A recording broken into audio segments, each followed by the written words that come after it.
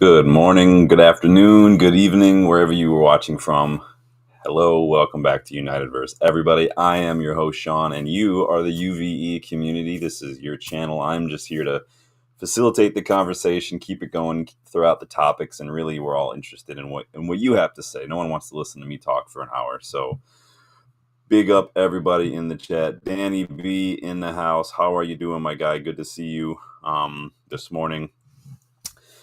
Hope everyone is doing well. We got a crazy ton of snow last night, literally like half a foot of snow overnight. So I've spent a lot of the morning shoveling and salting and scraping off cars. So it's been fun, but so I had to go stock up yesterday and a couple of groceries. So I didn't have to run out today. But we are back today with a match preview for this weekend's match against Spurs. Couple of little mini previews for the next couple fixtures, because if you couldn't see from the thumbnail, want to take a look at the next 5 fixtures. I want to maybe get your predictions on how many points we could pick up. We have an FA Cup tie in there as well. And then we've got, of course, some all the latest and greatest United news. So we've got to go to London. We've got a big 6-pointer in the league. I say big 6-pointer. Really, it's an avoid relegation 6-pointer. But we are traveling to London to take on struggling Spurs side. But also it's a struggling Spurs side that we haven't actually managed to beat since 2022, early 2022 either. Not only did they recently knock us out of the Carabao Cup, but they also destroyed us 3-0 in September. You remember when Ten Hag was still in charge. So, I mean, they're a bogey side. What can I say? But not only are we going to do that, like I said, we're going to take a look at our next 5 fixtures. We're going to predict how we might fare in those fixtures. Because after Spurs, we travel to Everton. And then it's 3 home matches in a row against Ipswich, Fulham in the FA Cup, and then a tricky clash against Arsenal. Again, an injury hit Arsenal, as we're going to talk about too. But we also did recently knock them out of the FA Cup too, thanks to an absolute worldie from Altay Bayindir, and then penalty shootout. So I want your thoughts, predictions on all that. But we are going to head into the news. So hit that like button for me, please. Subscribe to the channel if you are new. We have subscribers mode only today, so get involved in the chat. I want to hear what the UVE community has to say. Starting with big up the under-18s. In case you missed it, the under-18s continued their FA Cup push against Chelsea yesterday, winning 5-1. Christopher Vivell and Jason Wilcox were both present for that as well. James Scanlon got a brace. He looks about ready for the first team, if I have to be honest. And then, of course, everyone is clamoring and just buzzing and just absolutely excited because Chido got himself a hat trick yesterday. I know I've said it before, but the kid is just solid. I had the fortune of watching him in person a couple weeks ago when I was there. Went to Lee Sports Village, watched them in their FA Youth Cup clash against Preston. He is not only is he a unit, the kid just has the instinctual, just the striker's instinct. He knows where to be, when to move, but more importantly, he knows when not to move, when to be patient, when to kind of follow the play with his eyes and kind of read where he should be.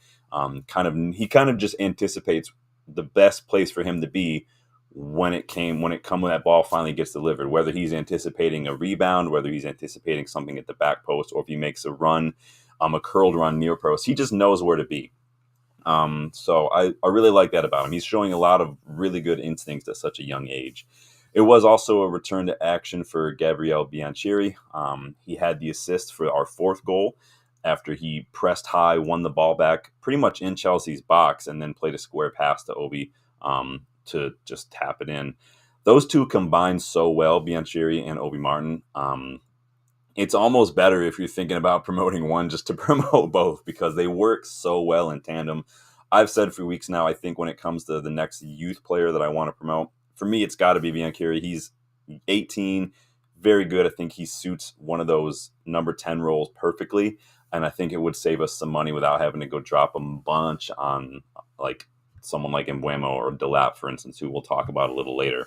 But again, they link up so well. They remind me of how, like, if you remember when Martial arrived, like he and Rashford used to just kind of know where each other were going to be. They linked up a lot of good movement, a lot of good one touch. Like they just know where Chido knows where Biancheri is going to put the ball. Biancheri knows where Chido. It's just they're in sync. It's great. Harry Amas started.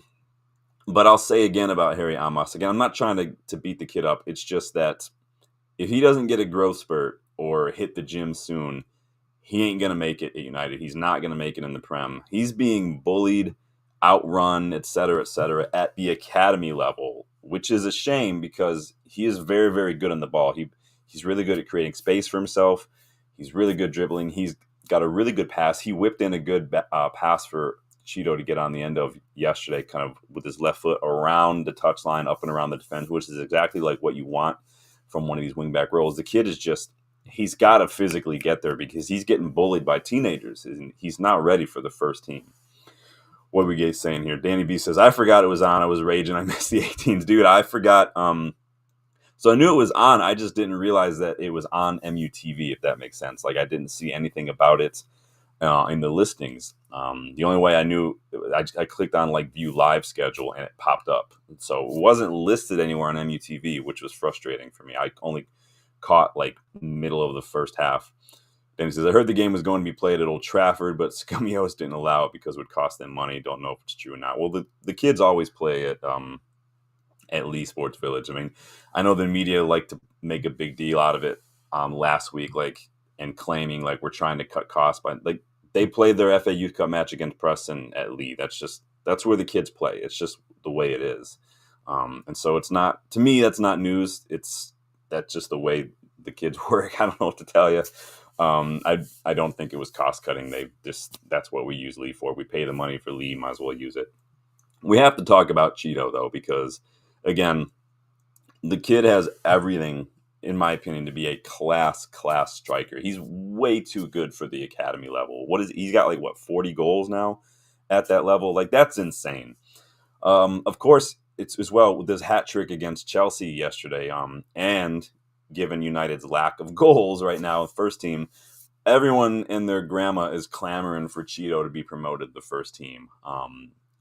I want your thoughts. Does that put pressure on Amorim to maybe take a closer look, maybe pay a little more consideration to promoting him? Is he ready for the first team at United? I think he's ready for a first team. I don't know, in my opinion, if he's ready for United's first team. And let's even say hypothetically he is promoted. Let's say Amorim decides, Vivell, Wilcox come back, because Amorim's watched him too in person. He's been at a couple of academy matches.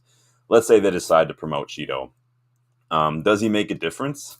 Would he even get goals for the first team? I think a lot of people, it's easy to look at the lack of goals and not without watching the game per se and say this is the striker's fault. The strikers have to do better. And to an extent, I agree. The strikers have to do better in a lot of areas, but lack of goals is not simply down to the strikers. I still maintain that playing Højlund as a hold-up number 9 is a big mistake. It's not his best thing. My real issue is just we don't get the ball into the opposition half of the pitch well enough. We don't get it into the final third. We're a little slow and sloppy in the final phase. We just suck at ball progression, basically, and that's going to bleed onto Chido. There's no coincidence that when we're struggling to move the ball forward, we've got a new system. I'm not blaming Amorim. The players are still getting used. Some of them are looking a little timid and they're not comfortable on the ball. But it's no coincidence that everybody's struggling right now. Højlund was our top scorer last year. He had 18 goal involvements for a 20-year-old in all competitions in his first season in the Premier League, which is pretty much the same as Cavani had in his first season at United. And he looked good against Leicester, for instance, when we were getting on the attack. It's just playing him as a hold-up's not working, and we're not finding our attackers a lot. So I do think that Chido, while he's ready for first-team football, I don't know if I would be right away throw him into the first team United. I think that's asking a lot because he's just going to struggle for goals the same as a lot of our strikers have in the last couple of years, really, if you look at it. And then people are going to be saying after a month where he's not scoring and he's not getting touches and he's not getting involved that he's not ready. He's not it. Like, he ain't him, basically. So maybe a loan, maybe next season, maybe a loan just to get him some time, kind of like what Ethan Wheatley just did and Joe Hugel are doing, maybe a loan. Get him some minutes in a first team against grown defenders to see if he can hang at that level. But it's not my call. It's Amorim's, but I want to know your thoughts. What are we saying? Danny says a lot of big FA Cup games in the past. Yeah, a lot of big ones, but this is still pretty early in the competition, so I don't think they're going to be playing a lot of them this early at Old Trafford right now. Like at Old Trafford over the years, and it's not just like an Ineos thing, it's just in general, that pitch is so expensive that they really do try to make sure they take good care of it. And they probably don't want a lot of unnecessary wear and tear on it because it is very, very expensive. I mean, they go so far as they have literally falconers come and they chill during the day with their falcons, and the falcons will literally hunt pigeons and other birds that get anywhere near that pitch. They've got devices, LED lights that flash all around the pitch to keep birds from even pecking at it, getting on it, because that's how expensive these pitches are to maintain and replace. They're trying to eliminate any unnecessary wear and tear, and that goes for the fucking birds. They're like, no, fuck you, out of here, bird. Hawk, go get them. Danny says, promoted with small minutes, though. Yeah, I think that towards the end of the season, I wouldn't mind seeing Obi getting some training with the first team, getting some match day squad, maybe even coming on for a couple cameos with the plan to kind of get him involved in the squad. I don't know if that means that the plan should automatically be first team this year or next year necessarily, but he does need minutes with first team football. Pearl, welcome, Pearl. Good morning. How are you? Good evening, says Pearl from Singapore. Nice. Big up from Singapore. Appreciate that. I love it. But you guys let me know. I know a lot of people are, I think, a little bit of the recency bias, and right now it feels like a little bit of any port in a storm, kind of anything but what we have in terms of strikers. I think it's just a little bit of an oversimplification to think that changing strikers is going to be the difference maker, because we have to do better at finding the strikers right now. So because we've seen that we can score, and because Højlund has shown that last year. It's just everybody's adapting to the new system. We can't give accommodation for other players to adapt and then not show the same for our strikers as well. Now, again, I've been very critical of Højlund and Xerxes, especially in recent weeks. I think Højlund's I don't think he's a hold-up number 9. That is a foundational aspect of being a number 9 that you have to at least try to get a little better at in terms of your first touch, the way you can kind of wrestle with defenders. There's a way to do it, and I don't put that too harsh on him because he's still young and it's not his game. And a lot of that is very new to him as an individual because he's never played like that before. But it will be something he will have to improve on, especially if that's how we're going to play. Big up, Darko. Good to see you this morning. Goals for George. How are you, my friend? Says, I watched a 4-4-2 documentary on why Erik ten Hag had to be sacked, and it showed from the Brentford game in the beginning till the West Ham last game. The formation of a 3-1-6 did not change. I mean, most of the time, there are a lot of reasons probably why ten Hag had to be sacked. I think most of the time it's you're not going to see managers deviate from their systems a lot, and even Amorim right now is kind of getting a lot of flack for that here and there. But I've seen so many people now just saying, hey, just go with the back four to the end of the season. Just go with the back four. And I'm like, why? We'll be here in this. I mean, I get it to an extent. I don't think it's right or wrong. I think everyone's going to have a little different of opinion on it. And I think that opinion is probably going to change depending on results, honestly. But that's interesting. I'll go look that up, George, and see where that is. He says it shows that Amorim will go down that way as managers are inflexible and stubborn. Yeah, I mean, there's always that difficult fine line, right, between being, confident and, like you're saying, stubborn with your system, but also being a little too reactionary, a little too kind of wishy-washy, and just kind of reacting bit by bit to every game or every performance. There's probably a balance of both. You do want a little bit of stubbornness. You want your managers to believe in themselves, because if they're too back and forth, then that's going to bleed into the squad. The squad's not going to have confidence in a manager who doesn't have confidence in himself, if that makes sense. So if you're doing one week, like, we're going to play this way, and then maybe things don't go well, and the next week, like, all right, we're going to do this one instead, and it's the complete opposite, the players are going to be like, this dude doesn't know what the hell he's doing. So I get both sides, if that makes sense.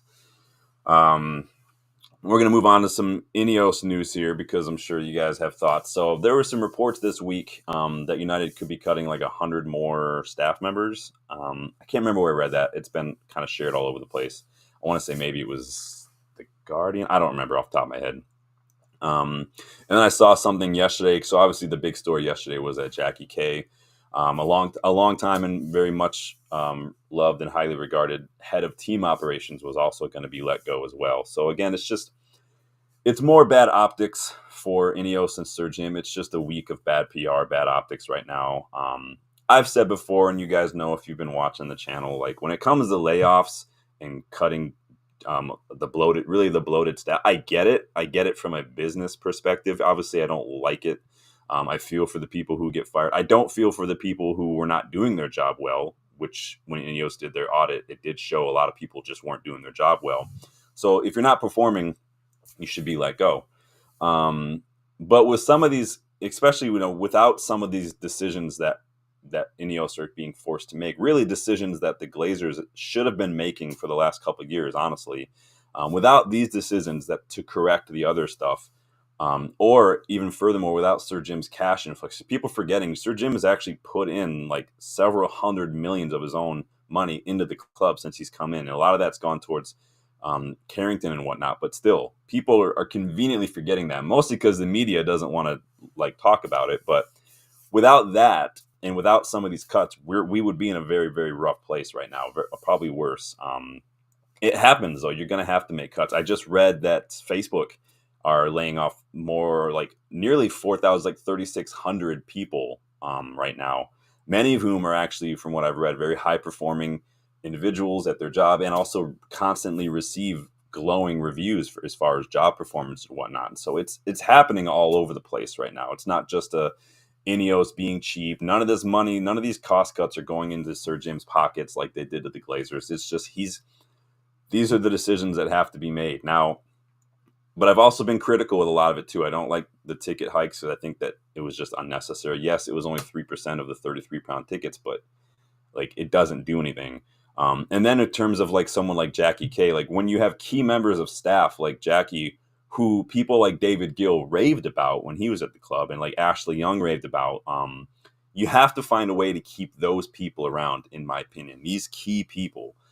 It can't always just be a blanket this. If there are key people who are important, like when I was in grad school, there was a woman named Amber. Now, she was an admin assistant, but Amber, if you ever watch the show MASH, my favorite show of all time, Radar is a corporal, but Radar basically ran the 407 7th on that show. That was Amber at my grad school. She was an admin, but she literally ran everything. If she got sick, which she never did, if she was let go or anything, the place would fall apart because the professors couldn't find their ass with two hands and a map and a flashlight. Like, she kept that place going. And you have people like that are invaluable in so many ways. You have to find a way to keep them, because not only will you can trust them to continue working hard and doing their job at a very high level, but it's good, especially during right now when there's this transition and a lot of unknowns, a lot of uncertainty, to have people like that, a familiar face, someone who knows the club, someone who people can look to as a reference for like the mood and the morale and stuff. She can be an asset to Ineos and Sir Jim during all this,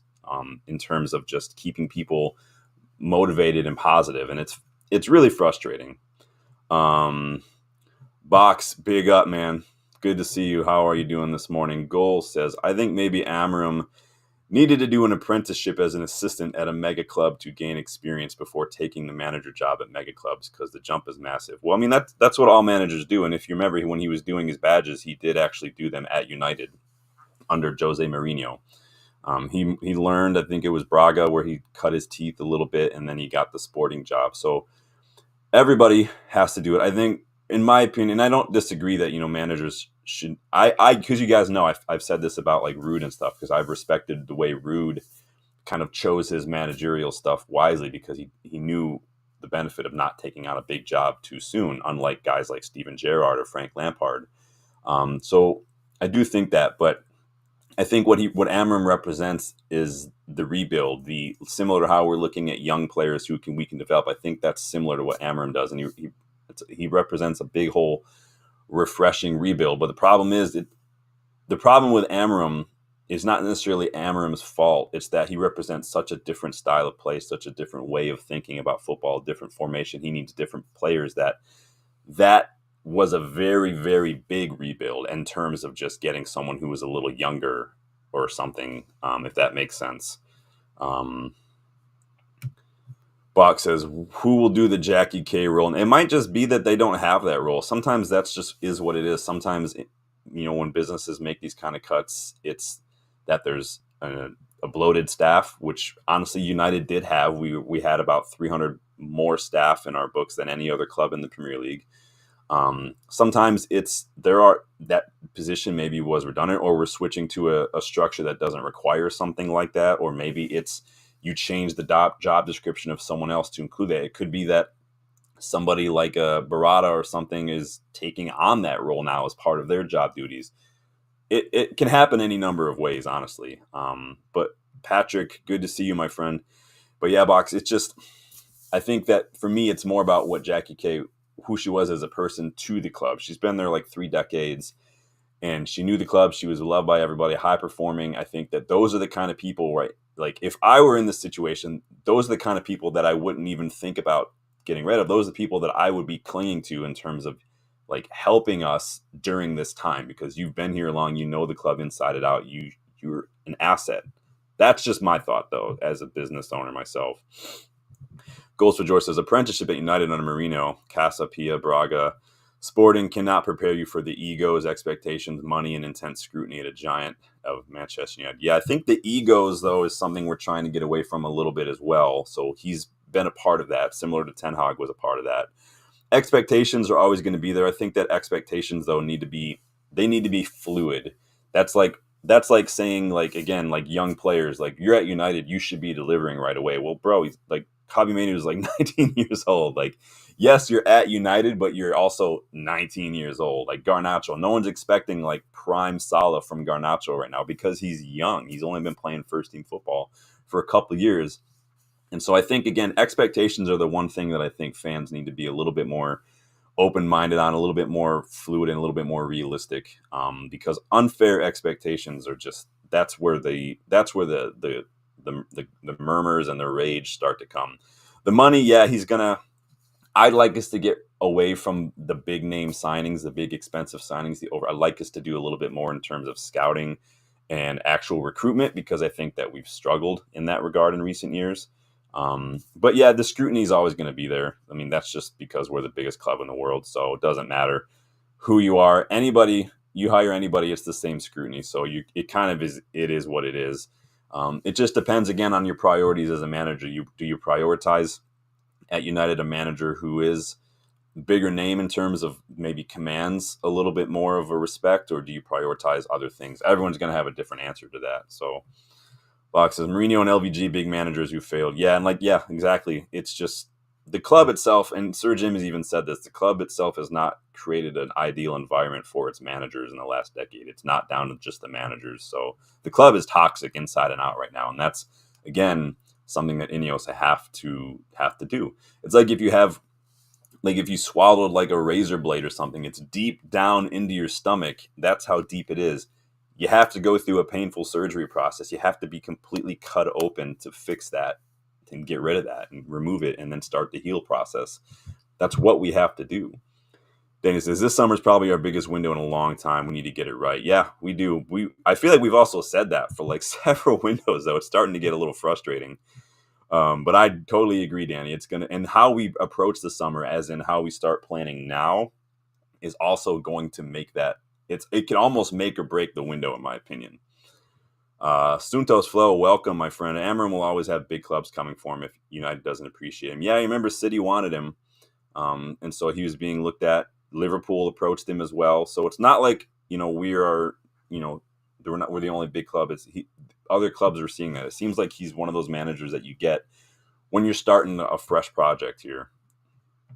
Box says, looks like the lap maybe the central forward this one. Yeah, we're going to talk a little bit about that as we continue with some of the transfer news. Goals for George says, Ten Hag had more experience and mentorship at FC 20, Utrecht, Go Ahead Eagles, Bayern, Ajax, yet he struggled too. If Amorim fails to, maybe stick to Premiership managers at smaller clubs. I mean, honestly, like, I don't like talking about it, but since you brought it up, like if right now, if we sacked Amorim, hypothetically, I would do everything to go get Andoni Iraola in the summer. I think that guy's got it personally, but I like Amorim a lot too. So on the news about the cuts, I don't buy all the negativity though from the media. Again, I read one article, I think it was in the Telegraph, basically saying like Ineos are putting the blame for the struggles on the staff. That's why they're cutting him. Like, that's just that's just a ridiculous claim. Like, you guys have to sift through the bullshit, because that's not what Ineos are doing. No one's pointing a finger at the staff and saying all this shit, that's your fault, you're all fired. That's not what's happening. Try not to buy into the headlines, try not to buy into the tweets and the ridiculous claims. Again, you have to know that this is what the media does. We can't, in one sentence, accuse the media of hating us, which they do, about all this other shit, and then turn around and think, though, that when it comes to Ineos, the media is spot on. Like, no, they're being totally objective. Like, they're going to do negative no matter what when it comes to United, even with Ineos. They like to pile on the negativity. Again, make sure to read the articles, sift through the opinion, and keep an eye out for the speculative bullshit language like "it's believed" or "according to sources," etc., because that tells you that it's nonsense, really. Let's keep going. So, moving on to some transfer news. So, if some Portuguese outlets are to be believed, then Giovanni Kenda is pretty much a done deal in terms of making a move to United this summer. And that's coming from Ebola, which is a pretty reliable Portuguese source. Kenda's transfer, according to the source, says it's already a done deal for £50 million. No other clubs can enter the race. Nico Shara, another journalist, adds that we've offered a contract until 2030 with an option for another year. I've yet to see if this is a total package price that's reported, or if it's just the typical way that prices are reported when it's United doing the deal. They like to, like, everyone will sit here and say, like, Rasmus Højlund cost 74 million. Like, no, he didn't. He cost like 62 million. It's like, but everyone likes, when it's United, everyone likes to use dollars because that makes it higher, and everyone likes to include the total package with add-ons as the price we pay for them. That's just what you get at United. So again, another one of those things you got to sift through. But on that, though, let's say that is the price, £50 million. Is that too much for Giovanni Kenda? His numbers are good, like top 15% for carries, take-ons, shot-creating actions, etc., but Portuguese league is not necessarily the Premier League, and he's a teenager, 17, 18 years old. Is that too? I think, personally, I wouldn't want to pay that much for Giovanni Kenda personally. But what are you guys saying here? You guys are out here talking about Delap, risky transfer Delap. He's had a decent season, right? But again, you guys know how I feel about one season. Danny says we need a killer, not another young striker. Yeah, I think that. Again, I don't think the striker is necessarily the issue per se. I wouldn't say no to someone like Gyökeres, but I'm not gonna say that simply bringing in number 9 is going to solve the problems. We do need runners in behind the striker, people who can move the ball. Man, Lutata, welcome. What do you like about Amorim? I mean, that's a whole nother conversation. I don't want to derail the stream so far. I do like Amorim. I do like the way he carries himself. I do like the way he communicates. I'm not saying those are my priorities, but we've also seen that he has a really exciting, kind of fresh way of playing. He has gotten results against big sides. We saw him get a result against City in the Champions League, so we know we can do that. Plus, I think he is a really good motivator with his players. We've seen how many times we've come out at halftime swinging, and we just saw that the other day against Leicester. But he's also young. And like I said last week in my 5 steps to save our season video, I do believe there are small things that he can tweak to the way we're playing, positioning things, the tempo and whatnot. Maybe switching try to get us more 1-2 touch than kind of taking so much time on the ball. There are little things that I think he can do, but again, he's a young manager, and like people were saying earlier, it is a big step to United, and so we have to give him that grace. He's only been here 3 months, so I think it's not as easy yet to say, like, I like this or I don't like that, because again, even the things you like, it's still very early. So Box wants to know who the ideal manager is. Sunto says, with no Champions League next year, Gyökeres and other big names not coming to Man U. That is the report. Suntos, as you're kind of beat me to my next point here. So again, one Sporting player who might not be reuniting with Ruben Amorim, aside from maybe Giovanni Kenda, is Victor Gyökeres. Now, Laurie Whitwell reported on this morning. He thinks that Gyökeres will want to play Champions League football. Again, this is one of those things that when you're sitting down talking, it's easy to say, like whether it's TalkSport or the Overlap, to sit here and say something like, oh, I think he's going to want Champions League football. And then that turns into a story, and that turns into a report. And I'm not saying Laurie Whitwell is wrong. I'm saying a lot of times this is how these kind of stories start. Somebody, some pundit, some journo, some ex-footballer manager saying a comment like that, and then the media runs with it. Whitwell also reports that we would be reluctant to pay nearly 60 million for a 27-year-old. Now, I think that 60 million for Victor Gyökeres is a bargain, personally. If there's a player that I was going to spend a little more on, it would be him, maybe Isak, but Isak's not costing less than 120 million or so. Again, I don't necessarily agree with Willie Will, because we were just going to pay a lot of money for Harry Kane 2 seasons ago. We just didn't have the funds to do it. We wanted Harry Kane alongside Rasmus Højlund. That being said, I'm still taking Gyökeres. I think that we've shown in the past that we can get players here without Champions League football. We got Ruben Amorim here to leave Champions League football to come to Europa League football mid-season. We do have pull. In the past, we used to be able to do those signings by giving them a lot of money. I don't think we're going to be doing that anymore. Victor Gyökeres is not even on 50K a week. You wouldn't have to break the bank to get him. You probably have to push it up to like 150K a week. Maybe you could probably get away with like 130 or something, but it's not going to break our wage structure to bring Victor Gyökeres here. The only places where he would probably get more money would be someplace like Bayern. City aren't going to get him because they just bought Marmoush and they just signed Haaland. Maybe Arsenal, but I think Arsenal might be looking at other people. So Whitwell, sticking with Whitwell for a second. Danny says way too much, 50 mil pound. Shake my head on Kenda. Yeah, a little too much for Kenda, in my opinion. Goals for George says, Andoni Iraola is a football genius. I love his story and tactics and how he improves players. Good call. Yeah, that would be the one right now. If you had asked me in the summer, it would have been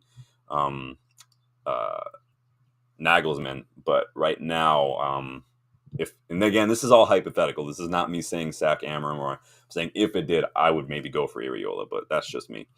Sunto says, Kenda is on a bit higher level than Ahmad is right now.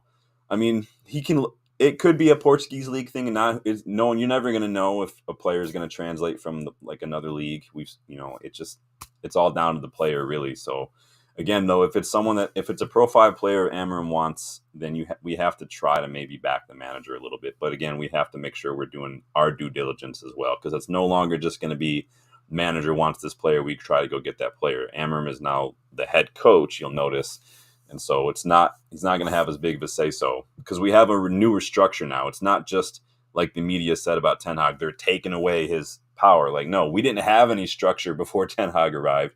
Ten Hag realized that and had to take a little bit more hands-on approach, because the shit show he inherited was not great. Now that we have a new recruitment structure and we are doing all that, we've got guys like Barada and Wilcox and Pavel. The manager doesn't need to be as involved. Managers shouldn't be that involved anyway when it comes to those signings. Gold says, I don't want Quenda, who is raw, and a kid who would be lost to United with more money and showbiz coverage. Kenda gives Renato Sanchez vibes. Should stay at Sporting. I just don't necessarily want us to spend that on a kid when we could have other players in the academy who could be just as good, personally. Danny says, I prefer Dibbling. Premier League experience would cost less if Southampton are relegated. Yeah, he could. I know Chris Rigg we talked about the other day as well. But Whitwell reports that we're also continuing to scout Brentford's Brian Mbeumo. We recently apparently had scouts in attendance for Brentford's match against Spurs. He claims that Brentford would ask for a club record fee for Mbeumo, though. So I don't know if that's going to be worthwhile, since we do have a few other positions that we need. I do think we need somebody in that 10 role, like Acuna, like a Delap, like a Mbeumo, some of that profile, who's a runner, who's very good on the ball, who can get involved in the goals. I would like to see Biancheri given a little bit of a time there this season as well. But again, as you guys are saying, Whitwell adds that we're also still interested in Liam Delap, who could be a less expensive option if Ipswich go down. So there's another one like Dibbling, Danny. If Southampton get relegated, Dibbling would cost a little less. If Ipswich go down, you can bet that Delap's going someplace. So would it be worth it to explore? He does fit that profile to Delap when it comes to players who are aggressive, who make runs in behind, who have got legs. So he does fit the bill, but let's see. Danny says, anything over 50 million too much for Mbeumo. Yeah, and again, I think a lot of us are all starting to realize too in the last several years that 50 million fee doesn't mean we're paying 50 million. It's amortized. And so it's all about, you don't even end up having to pay that whole 50 million if you sell the player 2 years into the contract and stuff. It's just, so it looks like a lot on paper. Really what is going to cost you more is the wages, that initial payment on the amortization.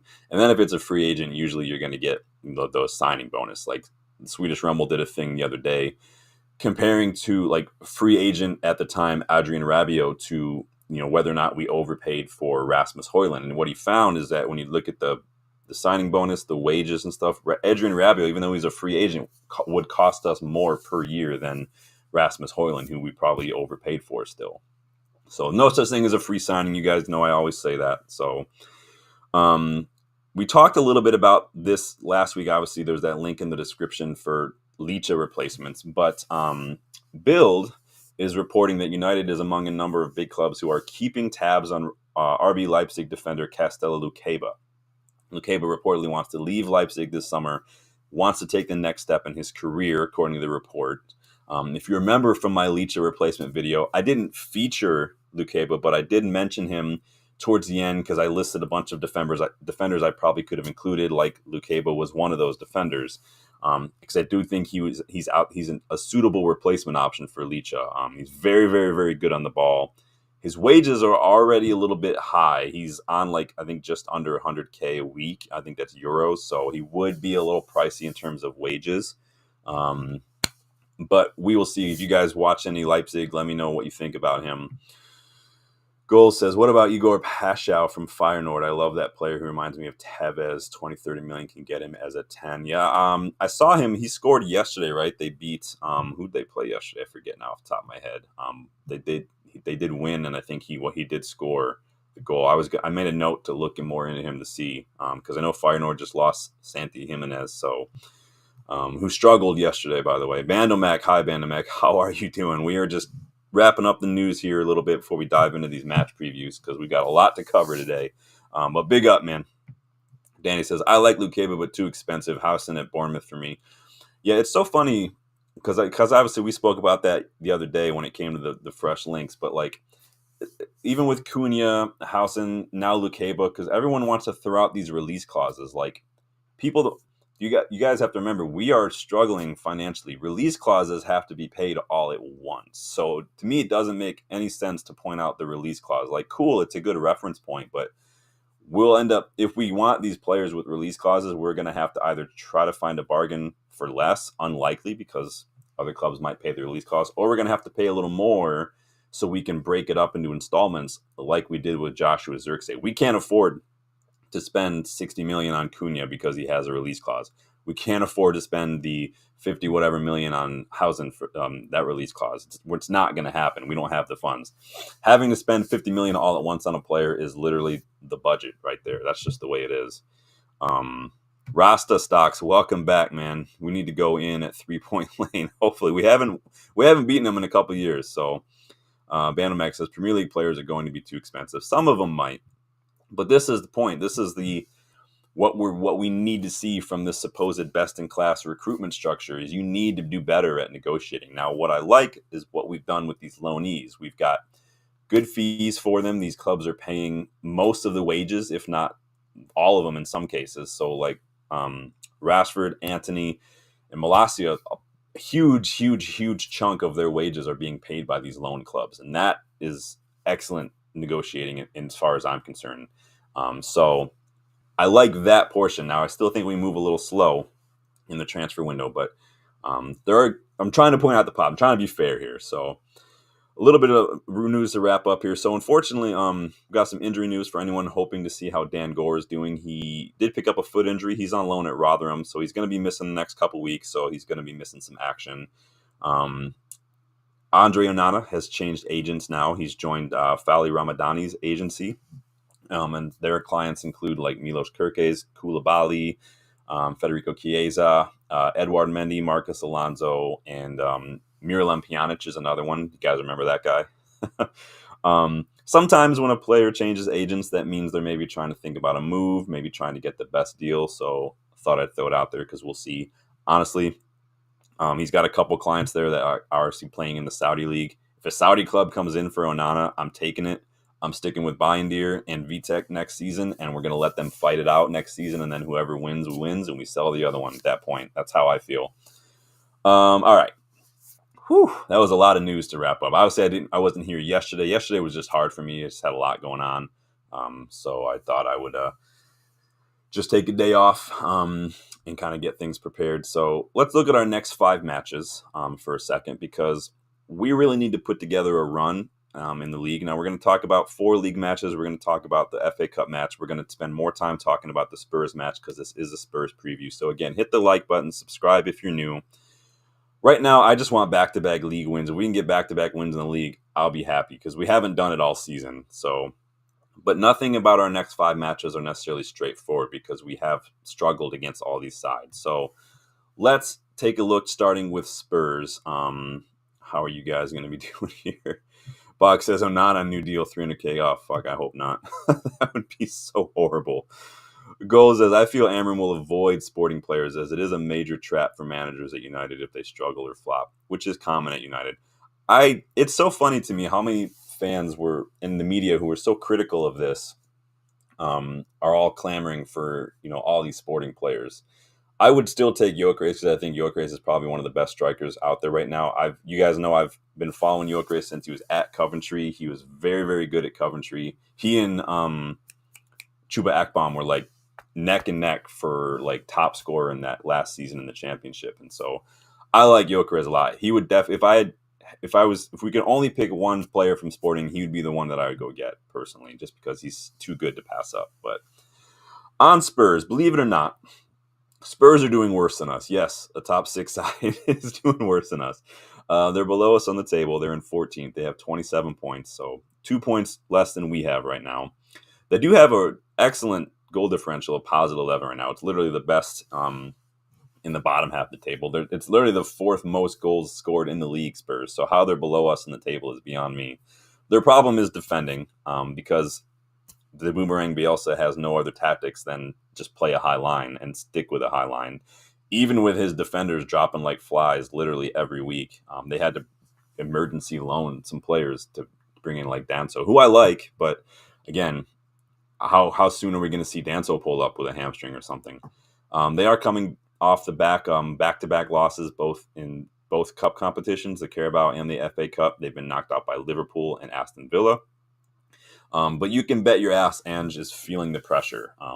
But you don't know it. You wouldn't know it literally by the way everybody in the media is throwing him a fucking pity party right now. Literally, The Athletic did a podcast for like 45 minutes the other day. I watched it while I was making dinner. And they literally just sat there, they did everything besides wipe his tears and his ass for him. Like, it was just, oh, he's got these injuries. Oh, I feel for him. Oh, it's so hard. And I'm like, fuck off. Get fucked. This is embarrassing. Do me a favor, really, to quote Roy Keane. Like, that's fucking embarrassing, man. It's just ridiculous. Danny says, Gyökeres, Diamande, probably the only ones worth taking. I like Ignacio, too. I think Ignacio being on the left side is what we need. Hakuna Matata, no worries. Welcome to the channel, my friend. We need to buy Mbappe, Ronaldo, and Messi. Right on. We'll get started on Ultimate Team real quick while we're at it, my guy. Box is getting in his predictions right now. Awesome. We're going to come back to that, Box. Don't forget about that. So, yeah, but the way that people are just literally wiping Ange's tears for him is just beyond embarrassing. Fact, Ten Hag got more flack literally immediately on the pitch after winning the FA Cup than Ange, Arteta, Maresca, Slot are getting for crashing out of these cup competitions. Like, this is literally, you guys talk about pressure United. That's the scrutiny and the pressure that you get at United. Spurs' form in the league has also been just abysmal. They managed to beat Brentford last week, yes, but they have no wins in the last 8 matches ahead of that. In fact, you have to go back to the middle of December for their last league win prior to Brentford. But apparently Amorim is the one who's having issues, though. Come on. Again, a lot of this has to do with Spurs injuries. Now, I feel for injuries when managers have injury crises. It's hard for me to feel too much because of the fact that we don't get that same consideration from the media or whatever. Ten Hag literally was without first-team defenders for like a whole season, and no one cared. So everyone else can go fuck themselves. Vicario's obviously been out for a while. Van de Ven just is struggling to stay fit. Draguson's done his cruciate. Odebear's injured. Werner, do we count Timo Werner? The dude is shit. Madison, who I still don't really count because he's not that great in my opinion.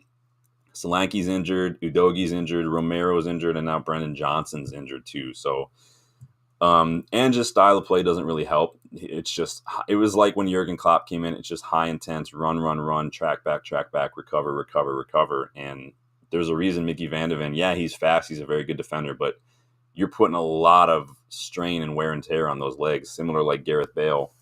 When that's not only is that when that's one of your assets as a player, but that's the way the manager plays you week in, week out, you're just going to struggle. It's just going to happen. You're going to accumulate more injuries because you're putting more wear and tear than like someone like a Harry Maguire is. Like, that's just the way it is. Add to this, Heung-min Son's levels have taken a nosedive. Richarlison is just shit. And they're struggling, right? They do have bright spots. They have done some good recruitment. Bergvall has been excellent. I really, really like Kulusevski. I think Kulusevski is always a threat. Archie Gray, I think, was a really good purchase. I liked him at Leeds. He's been excellent, even when he's been playing really out of position, personally. I do like Danso a lot.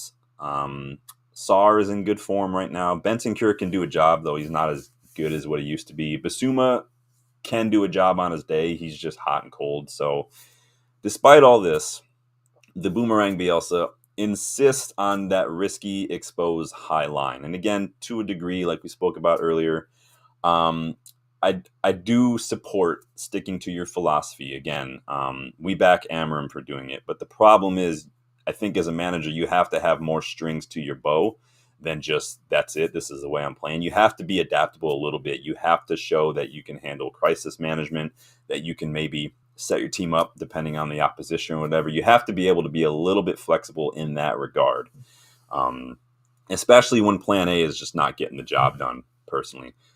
Let's see what everyone's saying. Danny says 3 wins in a row incoming. Interesting. Goal says, if Amorim loses the Spurs again, fan base will be very toxic, and 1 or 2 more and it will become untenable at the club, in my opinion. We'll see. We are Ineos have shown that they have no problem, swinging the axe if necessary. The problem is what do you do then? Who comes in and does it now? I would like us to not be a club that sacks 2 managers mid-season. That would be super. Give him time. He's literally had 1 transfer window to work with. He's not really had any training. He came into a complete shit show, had no preseason, and then we can't. Well, I agree to an extent that managers should get the most out of their squad. We can't then spend the last couple of years slating a lot of these players and then somehow expect some manager to get blood from a stone when it comes to some of these guys. It is what it is. We can't have it both ways. Goal says Danso looks slow and heavy. I mean, he's played like 1-2 games in the Premier League. Everybody looks slow when they first come to the Premier League. We play with a lot higher pace than the Premier League. I liked him at Lens. When I used to play FC 24, I would do a swap in my career mode. I would send Rafael Varane back to Lens where he started, and then I would take Kevin Danso. Let's see. Composed View, welcome back, my friend. Good to see you again. Spurs shoot themselves in the foot. Still, they are way more intense and committed than we are. I expect a loss, but hope for a win. Anyone expecting more isn't practical. Expect nothing. Expect nothing. I mean, keep your expectations low so you're not disappointed, right? That's how we roll around here. But they can be got at. Again, it's because of that high line. And you play teams like that who play a high line, who get a lot of numbers forward. The best way to beat them is not necessarily play counterattack. Play these longer passes, play these diagonals, find these switches, but play faster. Don't take forever to find that pass, because we've seen in this season especially, everybody is very good at getting back in numbers, getting back into shape when you take 1 or 2 or 3 extra touches too many to get the ball out. You need to get the ball, get some runners, and go play Højlund, play Garnacho, play Ahmad to their strengths. Find them, send them on these runs. Liverpool overturned the 1-0 deficit in the first leg of the Carabao Cup semifinal by simply picking out those diagonals and long balls to just negate Spurs' high line. Getting fullbacks to move into their half spaces, Liverpool, it forced Spurs defenders to get narrow, and it gave their wide players a lot more room to work with. So we need movement. We need movement forward, movement to pull defenders, moving into these half spaces. We're way too static. If you watch this play, everybody's literally standing with their back to goal, facing their own goal. What are you supposed to do there? There's no runs, and sometimes we make runs, but then we don't find them. Spurs can be a bit rigid. They do stick with that 4-1-4-1 to the point, again, like Liverpool showed, any fluid movement, like from Liverpool's fullbacks and stuff, to cause problems. Connor Bradley was causing all sorts of problems. Any movement that pulls them out of that comfort zone, Spurs, you're going to cause them problems. You're going to leave space exposed. What we need to do is, again, give ourselves the best chance to deploy similar tactics, right? But we have to up the tempo, like I said, get to 1-2 touch, get these balls forward, stop taking it to Dallo or Mazraoui and just having him sit there and sit there and sit there and then try to play a stupid pass. Get the ball forward, get runners forward, move the ball, 1-2 touch. We have too much space in between our players. No one's able to do anything. There's not enough movement. I would sit here and say we need to maybe pack that midfield, but I said that last week in that video. I just don't think Amorim's going to do it. I think it would help, but it is what it is. If Spurs are camped out in our half and we win the ball, find a runner, get the ball forward, 1-2 touch play, instead of slowing things down, we could get a result here. You have to launch it quickly.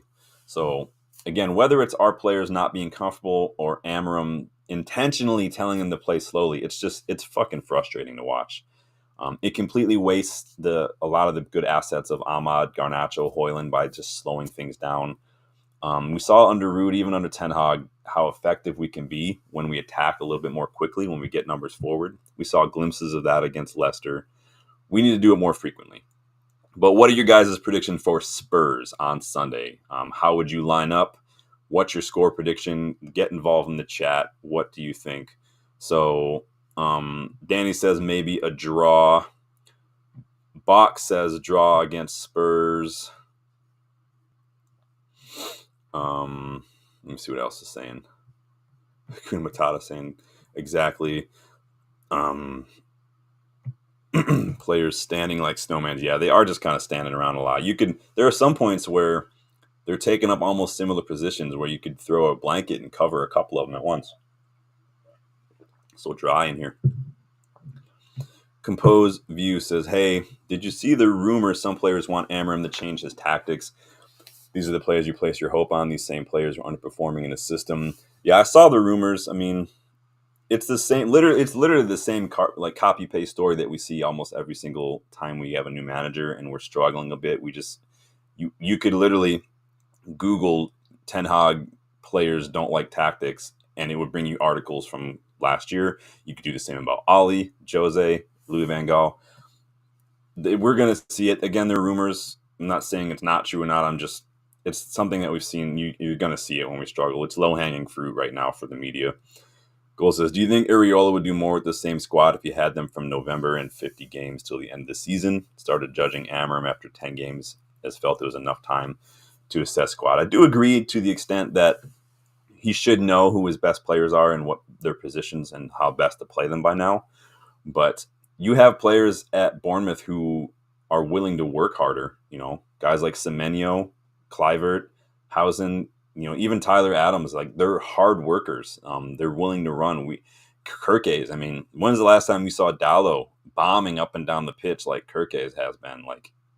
And Evan Nielsen is he's older striker, so he's got better movement. But again, I would argue that in a lot of these positions that Bournemouth have better players in a lot of different ways. And that doesn't mean our players shouldn't be doing better, but from what you've seen, they are better. But I don't know what I would predict for this one. I'm probably going to go with a 1-1 draw. Like you guys are kind of saying a draw. I'll go 1-1 because again, we're struggling to score. So are Spurs.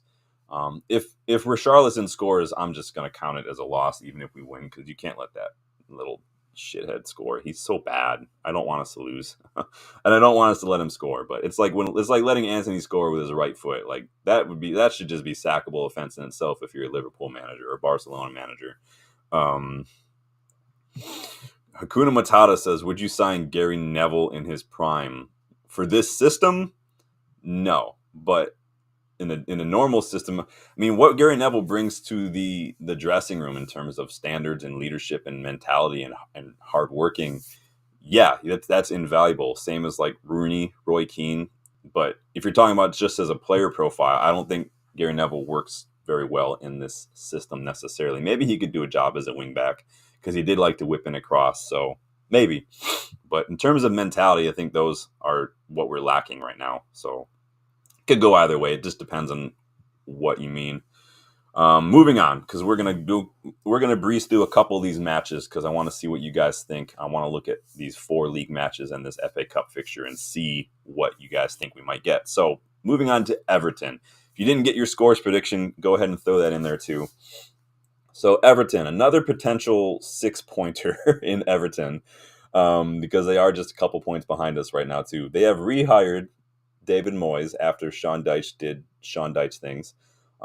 Everton they couldn't afford to keep losing matches with their stadium costs and shit, and then all the recent punishments and whatnot. They have to start turning results around because they can't get relegated. I don't think they could afford it. And they did have a bit of a new manager bounce with Moisey. 3 wins in their last 5, including big results against Spurs and Brighton. But they did lose to Bournemouth, and then they had that Merseyside derby yesterday, which, for them, big result. Like, take nothing away. They drew that 2-2 thanks to a late equalizer from Tarkowski. Ndiaye has been their danger man, but he picked up an injury against Liverpool, so he could be missing for this one. Beto will be a worry. He's, again, an older striker, so he's got that savviness and that nous with movement and positioning and timing that you only get with experience. His run and then that subsequent goal for Everton's opener yesterday on that free kick was perfect. It was like exactly what we wanted to do. How do you see this one going for us, Everton? They are without one of their danger men. Moisey's kind of been up and down. They're coming off the back of a big result. Obviously, we have a match in between, but let me know what you guys think about the Everton preview. Is there anything you look for? Would you guys think we're going to get points from that? Who set it up there? I think it was Box said something about. So Box thinks that we will get a draw against Everton. You guys let me know what you think about that Everton match. Draw, loss, win. I think that Moyes got, this is why I think Harry Maguire would have done well under Moyes, because he's got guys like Branthwaite doing just what they need to do. Win the ball, get it forward. Win the ball, get it forward. After Everton, we have Ipswich. So they managed to keep us to a 1-1 draw in one of Amorim's first games in charge as manager. But it's been tough for Ipswich all in all this season since they got promoted. They're second from bottom with just 3 wins in the league, only 16 points. Their only wins in recent weeks have been against lower league sides in cups. They literally have a 4-loss streak in the league. Their last win, again, was a month ago in that shock 3 points against Chelsea. But that was a month and a half ago.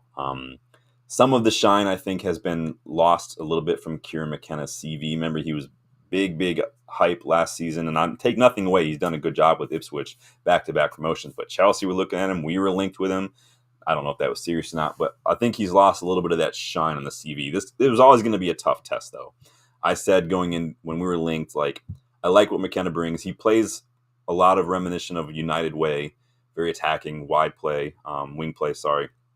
But I need to see what he does when he's in the Premier League, because he's got players that are good. I'm not saying they should be winning the league, but they are struggling. But they still have players who can cause problems. Delap, of course, is scoring goals. He's drawing a lot of attention. Schmodix was, I think, a shrewd piece of business for them, an experienced attacker. They got him from Blackburn. Clark, I think, came from Middlesbrough. I think it was Middlesbrough or Forest. I can't remember. He grabbed 2 goals and an assist recently against Coventry. Leif Davis, I think, is still a threat despite kind of failing to replicate his output from last year. But just depends. Do you think we can get 3 points against Everton? Danny says we can't beat Everton and Ipswich. We truly are. Fuck yeah. If we can't, then might as well just you guys can start seeing how much it would cost to get Paramount Plus so you can watch the championship next season, because that's where we're going. Compose View says, yeah, draw versus Everton, our individual skill versus their grit. Yeah, I think that we could see, a draw. Everyone's kind of saying a draw against Everton. That's embarrassing, though, if we can't. Goal says, I would be shocked if United get 8 points from the next 4 games. Yeah, I have my predictions towards the end. I'm going through the rest of these matches, but keep getting in your predictions as well. But can we get, so we're saying a draw against, I said us to draw against Spurs. We really should be beating Everton. They've lost probably one of their better players. Again, and we should get 3 points to get Ipswich. We really should. We keep dropping points left and right like this. So we should be getting, I think that Everton and Ipswich back-to-back is probably our best chance right now of back-to-back wins in the league, personally. Fulham, FA Cup, 5th round. We got that draw the other day. We found out our opposition. It's too bad we couldn't get, Plymouth, but hey, it is what it is. So after a promising start to the season, Fulham, you could say, are probably regressing to the mean a bit in terms of just probably where they should be. And again, I'm not trying to be disrespectful. I'm just going by history, what history tells us. They are in ninth now, but they are still capable of surprising a few big sides. They did pick up a win against Newcastle recently. Chelsea not that long ago. Big draws against Liverpool and Arsenal in December as well. But it's not been good enough for them. Not enough wins, really. Just too many drop points against sides they should be beating. That sounds familiar, doesn't it? That win against Wigan that brought them face-to-face with us in the FA Cup is what got them here. But they do have some players that can cause problems. Iwobi, his movement, the way they get these fullbacks forward and create these triangles high up the pitch, that can be a problem. We saw that when we played them. You look for them to get those fullbacks forward, like I said, especially Robinson. Now, we benefited from the fact that Anthony Robinson didn't have great delivery against us because he does tend to whip these balls in. He just wasn't having a great day against us, and we did hold them to a 1-0 win. But they do have players that can surprise you. Again, Iwobi is going to cause problems. If we let them put balls into the box, don't count on us being able to stop their striker. I forget it. It's literally on the tip of my tongue. The Mexican striker. Someone help me out off the top of my head. I know it. It's just one of those things that it's on the tip of my tongue. I'm having a brain fart. I think Fulham could see this cup as a realistic option for them, though. So I do expect them to put out a strong side because I do think they fancy their chances against us. But then again, who doesn't this season? Could we get a result against them and progress in the FA Cup? I'd like to think if we can get a result against Arsenal that we have a good chance on the day. But the problem is we show up for the big teams and we just don't show up against the Fulhams, the Bournemouths, the Wolves, any of that. The Southamptons, Brightons. Like, we won against Southampton, but it was a shit performance. But could we get to the next round in the FA Cup? You guys let me know your thoughts. And somebody remind me who the Mexican striker is for Fulham because I cannot for the life of me remember it off the top of my head. Should have put it in the notes. I know it. I just completely forgot it. So if I have to look it up, I'm going to be mad. Somebody help a brother out. Somebody get my back because if I beat you to it, we're going to have some problems. Problem is FootMob is being very, very slow right now. I'm looking it up because it's going to bug me.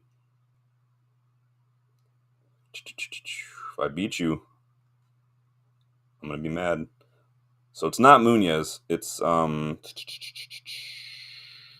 he injured? He didn't even play. Jimenez. Got it. Beat you. Money. Raul Jimenez. Sorry. I knew it. Just completely forgot it. So I don't trust us in the air. That might be a game where you're going to want Maguire. It's definitely Delit to come in and maybe just win the ball, get it forward. But we will see what happens because rounding out the previews is the Arsenal match. Probably the toughest match of the bunch. You could argue on paper, but Arsenal are also struggling a little bit right now. They are seeing their hopes of silverware slip away, but that's not surprising because when's the last time they won anything? Knocked out of the League Cup by Newcastle. Knocked out of the FA Cup by... Who was it that knocked them out of the FA Cup? I forget. Again, my memory's going. Who was it that knocked Arsenal out of the FA Cup? Someone remind me. You might not know because the media doesn't want to talk about it, but it was United who knocked them out of the FA Cup. The media just literally, they cannot wait to pile it on. But the moment we get a result, it's like they delete everything they wrote, and now they have nothing to talk about. Literally, when we beat Leicester, go back and watch, if you guys watch, so it's on ESPN Plus in the States when you watch the FA Cup. I don't know what it is there, but if you go back and watch that result, it cut to Craig Burley and it cut to Mark Ogden, and the two of them on their respective feeds could not look more upset that we won that game. You know that they were waiting to pile it on. You know that they were waiting to go in on us, and they couldn't. And they literally had to just delete everything they wrote. And I'm here for it. I love freaking boiling Craig Burley's piss. And Mark Ogden, man, he just hates us. So they finished third in the league phase of Champions League, Arsenal. They did just get a nice big result over City, 5-1 win. 3 wins, 2 draws in their last 5 league fixtures for Arsenal. So problem for Arsenal right now is they're picking up a lot of injuries. Obviously, Bukayo Saka's been out for a while. Trossard, Sterling are trying to fill in, but they're not adequate replacements for Saka, right? So no Saka. Martinelli has an injury. Gabriel Jesus is done for the season. It sounds like Kai Havertz is done for the season with a hamstring injury.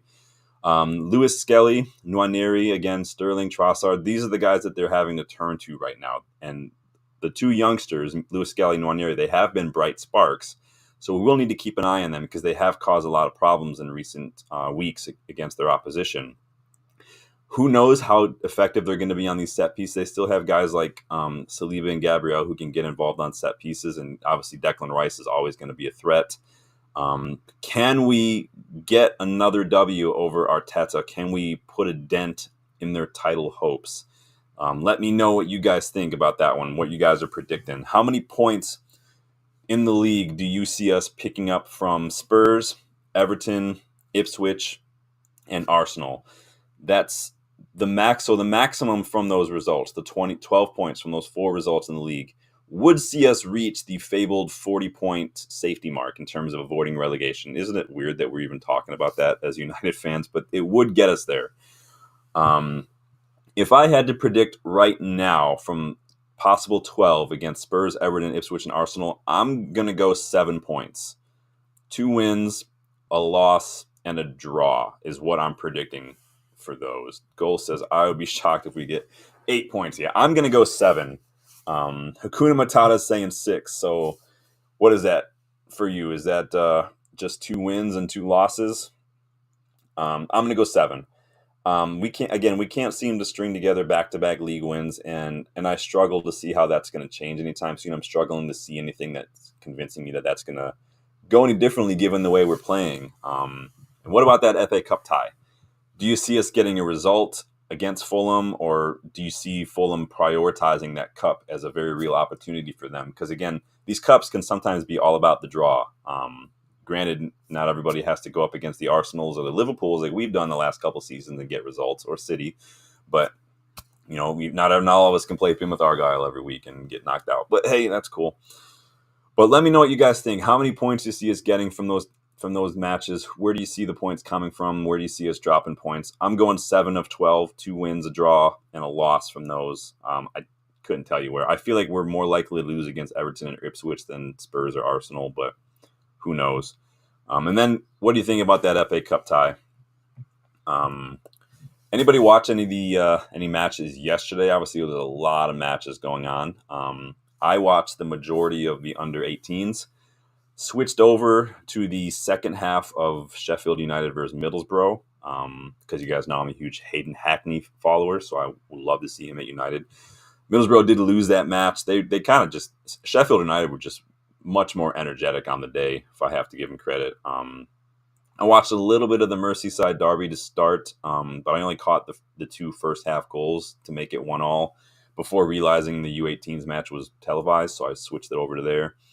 On the derby, though, again, while we're talking about Arne Slot, and how little the media seems to care that they're kind of struggling a little bit these days, how funny was it to watch Arne Slot go full Jurgen Klopp and throw an absolute temper tantrum on the touchline when Tarkowski scored that late winner or that late equalizer?